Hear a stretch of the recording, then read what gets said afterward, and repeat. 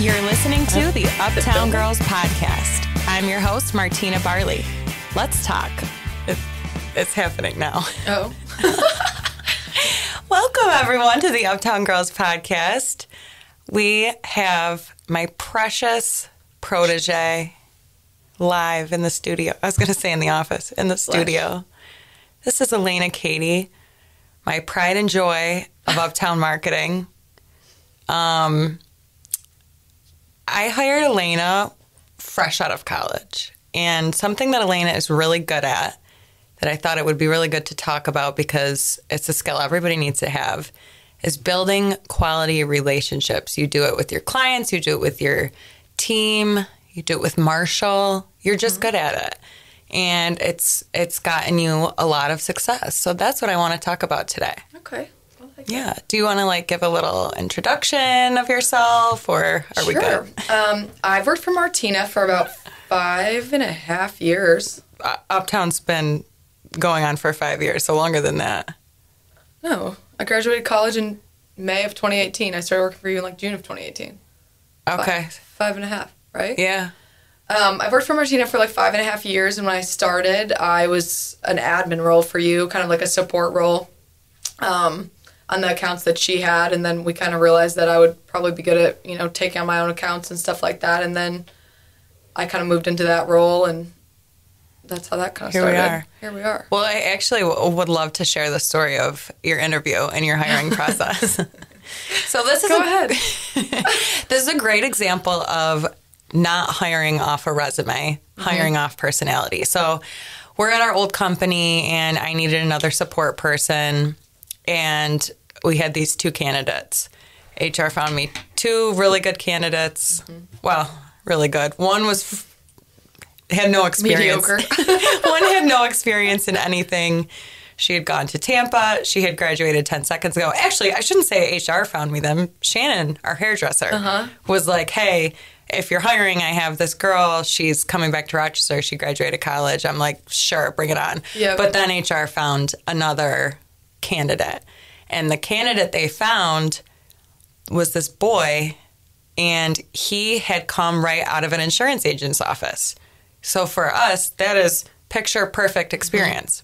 I couldn't ask for better experience. So I interviewed this guy and you on the same exact day, and based off the resumes, you were a horrible decision. I would love to see it. I wonder what would even be on it. I never did an internship, but yeah. There couldn't have been anything on it. It was all lies. It had to be. It had to have been all lies. But the reason we really connected in your interview, and this is my favorite part about this story. So I basically tell HR, I'm like, hey, I'm going to go with this girl. They're like, really? Well, he's got perfect experience. He has insurance experience. That's exactly what you want and you need. And I was like, yeah, no, I'm going to go with her. So they're like, okay, whatever, it's your call. So I called you the next day. And most people, when they're accepting a job offer or they're talking to somebody on the phone that's about to hire them, they're super professional, formal and professional. I remember Sierra, when she did her podcast, was talking about when I called her and she was so nervous about what to say. I call Alana, and the first thing out of her mouth, I can't even get a word out. She's like, oh my God, I've been so nervous all day. All I could think about was whether or not you were going to call me or not. That's so funny. And I was like, well, here I am. And that was a Friday, and you started on Monday. And what did it say when you sat down for your first day that threw you off? Oh, it said SF team. Yeah. Right? Yeah. It said SF team, and I thought it meant Salesforce or something, or sales. You thought it was Salesforce, and you had been tricked into a cold caller position. Martina also wasn't there on my first day, and no one was there to help me, so I sat at the desk all day texting my mom, being like, no one even knows I'm here, because you were on a trip that week or something. Yeah. So you just immediately did a great job because it's just your personality. You connected with our clients, and it wasn't long before I was like, okay, wait a minute. I think she should take on a bigger role, because you didn't even really talk to clients at first. You just did very basic support tasks. You were an assistant. Yeah. And then slowly I was like, okay, she's just so easy to talk to. You just have a demeanor that's very assumptive. Like you already know the person you're talking to. You know what I mean? Yeah. And I knew our clients would like that. So we started putting her on the phone with clients. Clients really liked her. And then fast forward to today, you have the most clients at Uptown. You have the highest retention rate. You have a retention rate of 90%, which is much higher than the industry average of digital marketing. I want to talk about, what do you think makes a good relationship builder? How do you build a good quality relationship with somebody? A client. I would say off the bat, I think the thing with my clients too, and it almost feels awkward, but to like say this, but I feel like I could tell you a fun fact about every single one of my clients, just because I ask, like, and I genuinely do care, you know. I mean, you're always gonna have those people that don't really want to, you know, shoot the shit with you and like talk, and I definitely have a few of those people. I mean, you know, we're whatever, but I almost like force it out of them. I feel like, like, what did you do this weekend on a Monday or something like that? I would say the thing with building relationships is genuinely caring. You know, you can't really fake it. Yeah. I don't think. No, you can't. With my clients, I mean, I think of like Kim and Julie and, you know, people that I genuinely feel like I would absolutely call if I needed something, or like would not be surprised if they called me if they needed something. Like, I think it's like, you know, not to compliment myself, but I think it's being yourself. Genuine with like, you know, your intention. And if you don't care about your clients, I feel like you can't fake it that well. Yeah. Or your retention wouldn't, you know, people would catch on to you. These people are in sales too, you know. So. Exactly. But not being afraid to ask questions is like, I think you are not being nosy. I'm super nosy. Yes. You're not afraid. Tell me about your divorce. You're not afraid to like jump the line of like a lot of, no, for real. A lot of people wouldn't ask some of the questions that you ask. You're not afraid to ask anybody the most, but you do it in like a charming way of like, I'm not here to judge you. I care about you, and let's tell me about your divorce. Yeah, please. Was it 50-50 split? Who got the house? But yeah, no, genuinely, I do care, you know. It's like the people, and we've all had it, you know, you're going to have some clients that aren't the best, and those are the people that ruin your day, and those are, so I feel like when I have So how do you deal with that? If you have so many good clients, how do you deal with the ones that are not as connected to you or not as nice? I mean, I would say deal with, I mean, still try to build the rapport, though, I guess, and if, you know, they're not satisfied with something on a end or something like that, still, like, try to build a personal rapport, I guess. Or, like I said, though, you're going to have those people that don't really want to talk to you like that. You know, some people are more private, and I would say on that, you know, I still ask and then just respect the vague response, you know? Yeah, those people I'm good at, like, playing, like, learning how to act with each person. You know, I have people that I'm super professional with and people that, you know, I wouldn't cross a line and ask, like, any crazy questions. And there's people I could talk on the phone with for hours about anything. Yeah. So, I don't know. Yeah. The people that are not as, like, easily warm and personable and let me tell you everything, you almost have to just, like, give them what they want, like just be professional. And sometimes those people are at the beginning are the people a year from then that you have like the best relationship with.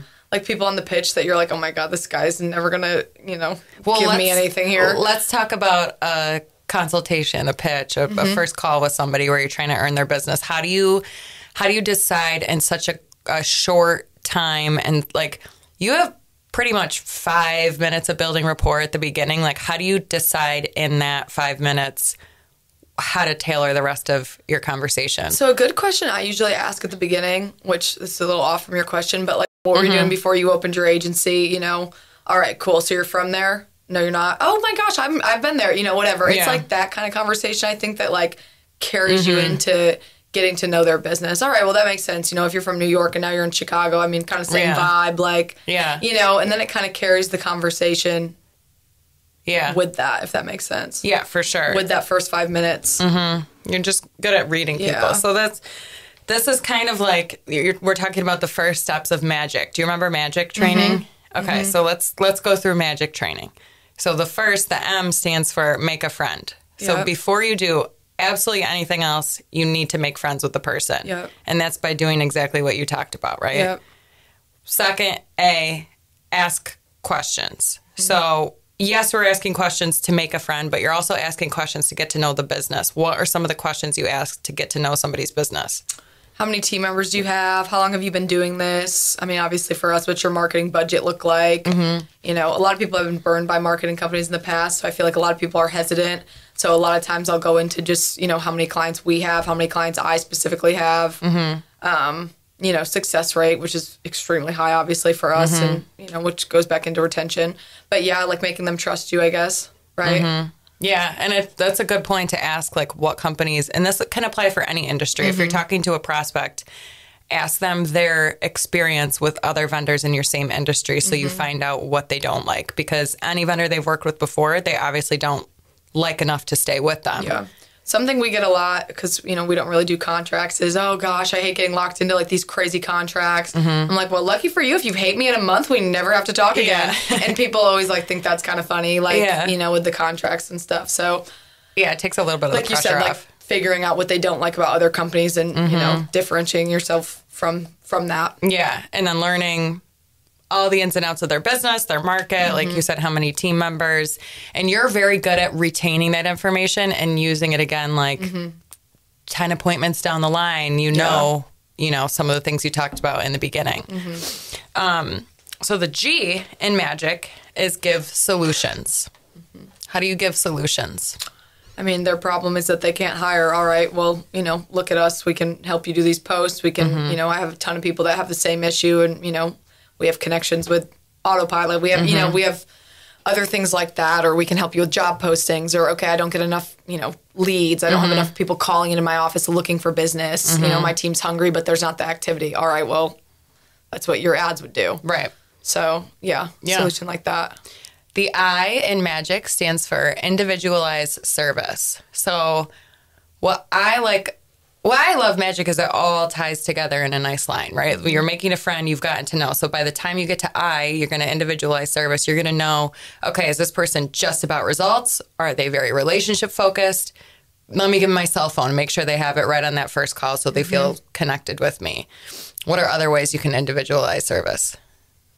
I would say that'd be based on market too. I mean, like we said, we have people in New York City and Chicago, and then I have, you know, people in Missouri that they're in a town of 500 people, and you know every single person in town, or you already insure them.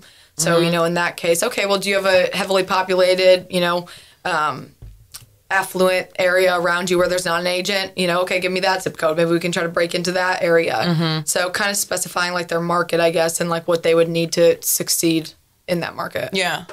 Obviously, in New York City, you know, one zip code could cover the same as probably half of Missouri. Yeah. So. And that gives a lot of value, being able to, like, just have a range of working in a very metro, very populated, very fast-moving area, all the way to, like, the more rural, slower. I would say what we do is really customized, you know? Like, it's the same, what do you want to call it, program or whatever. But, I mean, nothing's set up the same way because of things like that. So, I would say that's what changes. The C. Do you remember the C in magic? No. I didn't know how to pop quiz today. No, I don't. What is it? The C is create a positive, lasting memory. Okay. How do we do that? I don't know.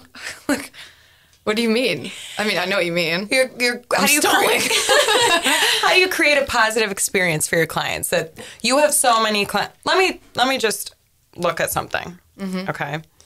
Because this goes to show you what a positive, lasting memory you create. This is one of your clients' review she left, and it's on our website. Since day one with Uptown, I have felt that Alana was a true member of my team. She is always prepared with input and feedback, making a huge impact on my digital marketing results. Alana and the entire team at Uptown is responsible, dependable, and truly committed to the success of my agency. I've always felt that she knew me as a person as well as what was important to achieving the goals of my agency. We have made great strides in large part to the expertise that I have tapped into with Uptown. Picture perfect. Picture perfect. So what are some of the things that you do to make sure that your customers are having a good experience? Yeah, I would say going back to the personalized conversations, and they just know that. I think they know that if something's slow or if something's whatever, they know I'll take care of it. You know, it's not like if we talk next month, I hope things pick up. Like, you know, I do always kind of come with a solution, and, you know, I think they remember that kind of stuff and that kind of like service. Yeah. What do you love about marketing? Helping businesses, honestly. Like, Yeah. I have a new agent in North Carolina who she's great. Was a referral from one of my other clients in Kentucky. And we talked on like a Monday, a couple weeks after she signed up, and she was like, oh my gosh, their office is haunted. And she's like, we have a ghost in our office, and now we have a little fairy that sends us leads all the time. It's the best. And like stuff like that, like genuinely. And again, this goes back to actually caring. Yeah. There's nothing better than when someone says something like that to you, like, oh my gosh, we had the best month since we started working with you guys. Yeah. Like, or that was awesome when you told me to up my budget because, you know, you knew it would do a big jump for us. It was awesome. Last month, my team said the phone was ringing off the hook. Yeah. Like, those are the things that, like, keep you going with the the few people that you have that are, like, not great, fun. not as, you know, lively. People like that. I mean, she was so cute. She literally is like, my whole office calls you the little lead fairy, and like, just stuff like that is so cute to know you're actually, like, you know, making a difference in their agency. Yeah. Because I feel like there's so many companies that just, you know, charge and follow the formula. Yeah, nothing and just, changes. And yeah. So it's nice when people tell you stuff like that you're, you know, making a difference. You brought up a good point about, like, you told them to up their budget. How do you think because this is something I want Sierra to continue improving. Being so young, it's less comfortable for her to tell a business owner what to do, right? Yeah. You have been doing this a long time now. You have enough confidence in your skill set and your knowledge, all that, where you're not afraid to say to somebody, you need to spend more money. Yeah. This isn't working because we shouldn't be targeting the zip code you want to target. Like, how I guess have you gotten more comfortable at telling people, telling people what to do?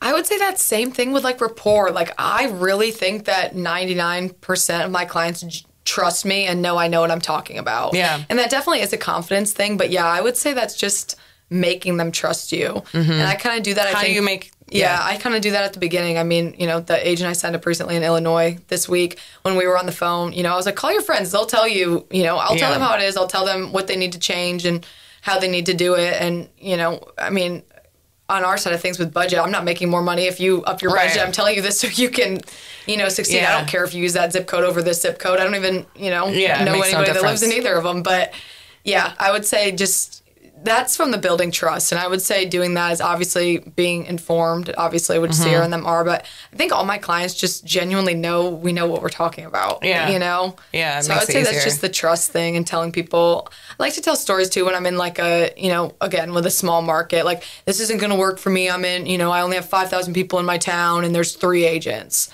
I mean, I have plenty of people like that. And I have, you know, I'll tell them, like, oh my gosh, I have this guy that he used to get 2 leads a month and now he gets like 45 because he's eating all of that because the other agents had the same mindset. Let's just not do anything because there's not enough people. And now he's just dominating. Yeah. Because he chose to spend money and work with us. Yeah. You know, so yeah, I would say just building trust. Yeah.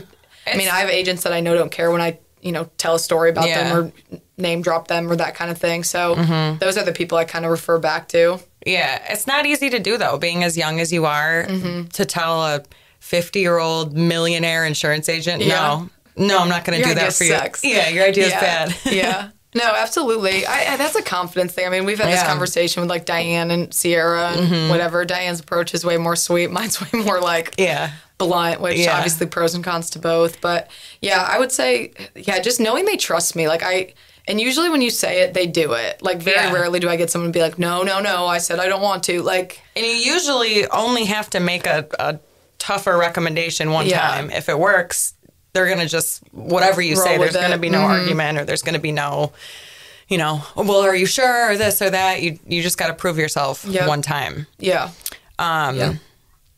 Okay. How do you feel marketing has changed from when you started to now? Digital marketing, we'll say. A lot more people playing in the space. I feel like when we kind of first started doing it, you know, it was us kind of against preferred vendors. And obviously we're just kind of blowing them out of the water. So it wasn't really, you know, competition. There's a lot more companies in the space. And then I think that goes with, you know, people not respecting the exclusivity or not respecting. That's not the right word. Not using utilizing utilizing the exclusivity. So explain that to somebody that's not in our industry that's listening. So, you know, there's only a couple top spots on Google, one usually. And, you know, if you have multiple people targeting the same zip codes, doing the exact same thing, I mean, you're supposed to be paying a company to make you stand out and make you, you know, outperform Your competition, who are your other agents in your area.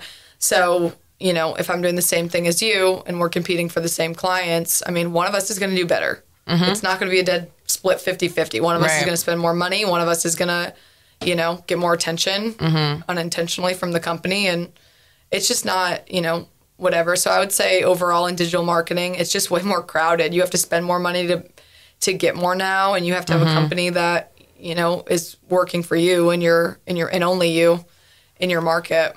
Yeah, 100%. Like when you said there's more people playing in it now, 100%. First of all, there's more companies, which means there's more agents running ads. Doing the stuff, yeah. The more people that run ads for the same keywords in the same areas, the higher the cost goes up for everybody. And the less there is to go around. Right. Yeah. There's only so many consumers shopping for insurance at a given time. Exactly. Right. So it just makes it a lot harder, a lot more expensive. How do you communicate that to your clients that this year it's going to take more money to get the same result they got last year? I explain it to them just like we just kind of said. It's classic supply and demand. Like, oh, I have a new agent that just opened up down the street from me and, you know, he's working with another company. But I swear I feel like my leads have, you know, dropped a little bit. They have. I mean, yeah, that's the reality. It's something I did. It's nothing I can't fix it without making changes on our end as much as we can. But at the end of the day, it is going to take additional costs. Think about it like supply and demand. There's only so much demand for these keywords, and you know you're supplying, and so is that guy. So that's what I kind of tell people usually with that analogy, and just, you know, you're gonna have to spend more money. You have to spend money to make money, and you have to spend money to get leads to make money. Yeah. So I would say that's how I explain it. People usually are pretty receptive to that too. Like, I mean, it makes sense. It's 1 + 1 = 2. There's really no arguing with that. Yeah. So you, since a very young age, have been exposed to very successful business owners. You and I have gotten to sit through endless conferences, presentations from very, very successful people. So we got to learn at 23 and 26 things that like some people will never be exposed to in their life. What would you say are some of the top business lessons that you've learned from our clients or other people in our industry as far as like presentations? This sounds so silly and like, what's the word? Like young. But I mean, I was so young. Like I just graduated college. It really, and I'm a talker, you're a talker. And I think the number one thing I learned from going from those meetings and stuff is I just felt like so many times at the beginning, like when I first started doing those meetings when I was like 22, and it's just, I'd walk away and be like, oh my God, why did I say that? Like, that was like so dumb, or like I overshared, or like something like that. I would say the biggest thing I've learned in business is just be open to, one, learning from other people, but it really is the classic, like 2 ears, 1 mouth. And that's something I've really had to work on, because I felt like I always, you know, want to say what I have to say. And then, and I always like to contribute. And I always want to tell, oh, I know a story about that. Like, that happened to me one time. Like, and I had to kind of tone that back a little bit. And that's not like toning back your personality or not, you know, being who you are or anything like that. For me, it was just recognizing, okay, these people know more than me. I can learn a lot from these people if I listen to what they're saying and stop trying to, you know, contribute so much. They know more than me. Like, and just kind of being more of a sponge and being more receptive and listening more than you talk. And, you know, that's definitely probably the main thing I personally had to learn, I feel like. I mean, I was coming out of college, and like I said, all I wanted to do was like tell a story and contribute and act like I knew what I was doing on a higher level than I did. And, you know, like, which I guess was probably my way of like looking for respect in a way that I knew what I was doing. But I mean, I didn't need to do that. It's not easy when you're younger, when you're a girl. It's almost like, you almost sometimes feel like, remember the one conference we did where we ran the microphones around the room? Yeah. You feel like you're just like the Vanna White sometimes. And so it's natural to want to be like, well, which is fun, but it is fun, but you want to be like, wait, I'm smart too. I take me seriously type thing, which is, I think I tried to do, like I said. But going to those meetings, I mean, you know, and some of the agents we know, they're people that, I mean, we grew up in Rochester. It's a nice town. Everything's fine. But it is kind of funny when, you know, you just meet people on like a higher level of like business owners and obviously people we've met are agents and just from conferences and stuff, and agent spouses who also have businesses. And it's cool. It is. You know, and it makes you want to work harder, and obviously from a money standpoint, but a respect standpoint, a career standpoint, ego standpoint, like all of it. I would say that's been big for me too. Like just, you know, being so young and being exposed to such, I hate to say wealthy, but successful people. You know, and obviously it's like, oh my God, I want to be like that. That's so cool. Yeah. Like, everybody's listening to them. It makes it seem more attainable when it's like somebody like Tyler that you can sit down and just level with. Your equals, you know, that makes you be like, that's it. Yeah. Wait, I could do this too. Mm-hmm. What do you think if you had to give advice to a 22-year-old right out of college? What would you say for building a career? Yeah. What would you say? It's like what you and I were just talking about in the car on the way over here. It really is like, you just have to work hard. And it sounds so stupid, but believe me, I like to go out and party and do things more than anybody. And I have my hobbies. I like to work out every day. I like to, do things, but you really do have to make time for work. And it sucks, but I would not take back, the hours that we used to stay up at night, like going through this stuff. And it probably sounds like we're losers. What's the word? Like, it probably sounds like an exaggeration, but hand to God, I worked till 10 o'clock at night when we started doing Uptown stuff, and I really started getting clients. When I would take on 15 new people a month, I was up all night doing site updates and making sure everything was covered. And I think it just goes to show that okay, if I say I'm going to do something for you, I'm the one that's going to have to answer to you if I don't do it. Mm-hmm. And in the moment, it probably sucked. Obviously, I didn't want to do that, but looking back, I wouldn't have changed it for anything because those clients are still my clients. Mm-hmm. And that's, it sounds so cliche, but it really is just work hard and don't be scared of working hard or don't feel like you're, and not too that I ever felt like this. Hard. Yeah, or like you're underpaid or anything like that. I'm sure as shit I was underpaid when we first started, not at Uptown, but, at our previous company. I was probably working more hours than I needed to, but 100%. I never felt like that. In the moment, I think, get over yourself kind of thing. Yeah, that is just how do you say that to a whole, I hate to, I am old, but I hate to be that generation, they just nobody wants to work anymore. Yeah, Kim got a lot of hate for that, but it was true. It really is. Don't be afraid of hard work because you're not going to get, there's so much competition these days. And now with Sierra coming in and, she was so good right off the bat. You are not irreplaceable, I think. And I think a lot of people feel like that in their company. With us, we're a small company. Losing anybody would hurt, but you keep moving. Exactly. So I think that, get over yourself type deal. And you're replaceable, so you need to, work hard. Yeah, it's just... I talked about this with Sierra, but it comes from your upbringing and your parents. If your parents didn't beat your ass a little bit, you might not. I know, and my dad's the hardest working person I've ever met. So no, you're absolutely right. That is part of it for sure. But very good advice. Okay, across the board, any industry, one marketing tip. One marketing tip is do things, invest in it. Let somebody that knows what they're doing and is skilled, like a company like us, help you and pay them. I think a lot of people are I don't have to invest in this. I can do a Facebook post or, I have someone on my team that can do this. Okay, is that what you want them spending their time doing? I would say the biggest thing is spending money to make money and investing in your marketing company and not being afraid to hire a company to help you do this stuff and take it off your plate. Yeah, and there is such a misconception of I can do my social media in-house. Okay, what about your directories? Who's going to go on your Google listing? Who's going to manage your data? Even with your social media, you've had 5 years to do it. Why have you done it? You know what I mean? It's easy for you to tell me that on the phone right now that you're going to do it, but... Yeah. So, I would say invest in it. Yeah. Trust somebody. Everybody's been burned by a marketing company. I can tell right when I get on the phone with someone, if they're hesitant to talk to me or they don't want to trust me or I'm trying to build the rapport and they're yep. And it's okay.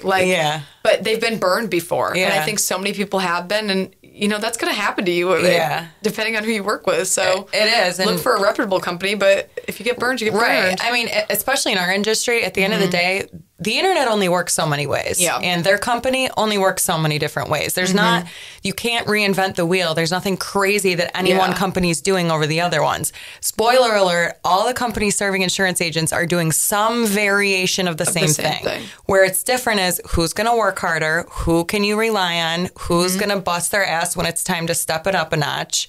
Who's going to answer the phone when you text or call or whatever? That's really where I think a lot of our clients choose us over our competition is because of the relationship for sure. Yeah. Okay, one sales tip. Any industry. One sales tip. I would bring that back to the rapport. I know we're saying it over and over again, but don't be afraid to like I said, I'm nosy and I know I am. I'll talk to somebody on the phone and I'll be like, ooh, too far. I'll ask them something. I'm like, oh, that was personal. Yeah.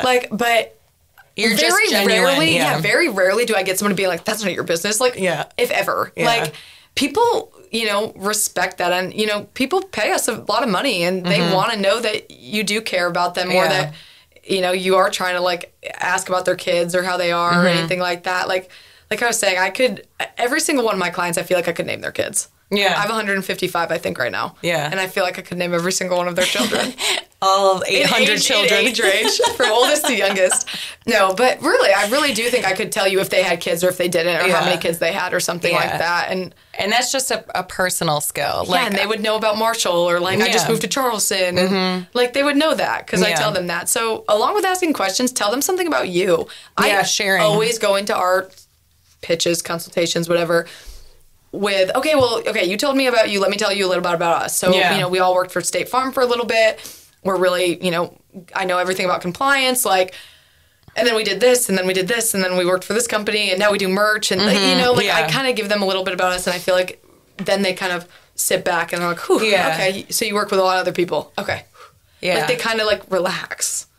Yeah, because people, especially in marketing, they go into a sales call so defensive. Yeah. Like, well, I'm not making any decisions today. Like, chill. Yeah. Or I could do that myself if I wanted. Oh, yeah. Okay. Yeah. Then why are we talking? Okay, Jim, then why shouldn't you? But yeah, exactly. I would say that kind of just, like, let them relax a little bit. Yeah, loosen up. I would say come in high energy because I feel like I always come into a pitch high energy. And even if they're not matching my energy, I feel like I still try to, like, bring it out. Yeah, bring it out until it's, like, dead. But I do feel like I try to, like, keep it up. And even if they're kind of, like, not giving me a lot, I'm like, all right, well, cool. Let me tell you a little bit about us just so, so obviously, so-and-so from, the conference you were all just at. That's awesome. So one time we were in Dallas and it was so fun. We went out to dinner and he's just great.